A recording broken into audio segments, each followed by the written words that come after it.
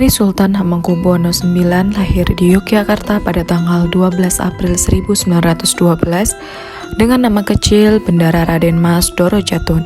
Pada tahun 1940 ketika berusia 28 tahun, beliau dinobatkan sebagai Raja Kasultanan Ngayogyakarta Hadiningrat menggantikan ayahandanya Sri Sultan Hamengkubuwono VIII.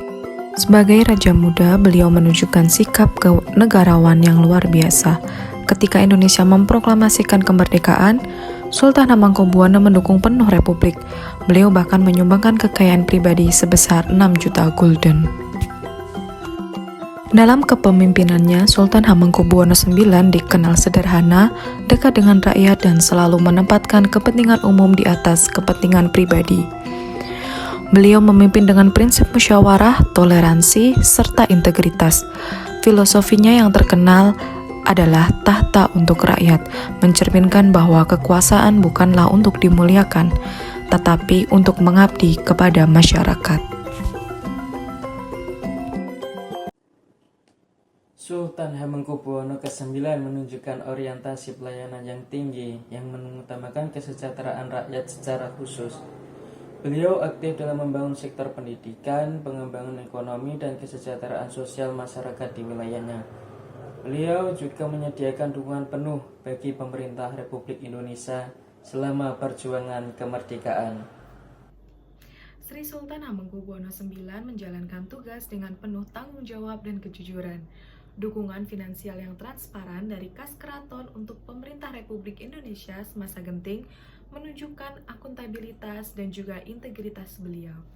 Kesetiaan Sultan Hamengkubuwono IX kepada Republik Indonesia sangat jelas terbukti dalam pengakuan kemerdekaan serta mengorbankan kekayaan dan sumber daya keraton demi mendukung perjuangan bangsa melawan penjajah.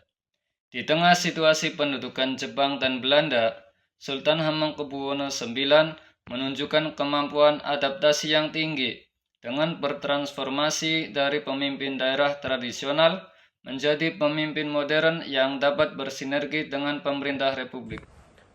Pendidikan tinggi di Universitas Leiden dan wawasan luas menjadi fondasi kompetensi beliau dalam memimpin. Ia berhasil melakukan reformasi birokrasi yang efektif dan adaptif dengan situasi politik saat itu, serta dapat berpikir strategis dalam menghadapi tantangan penjajahan dan mempertahankan kemerdekaan.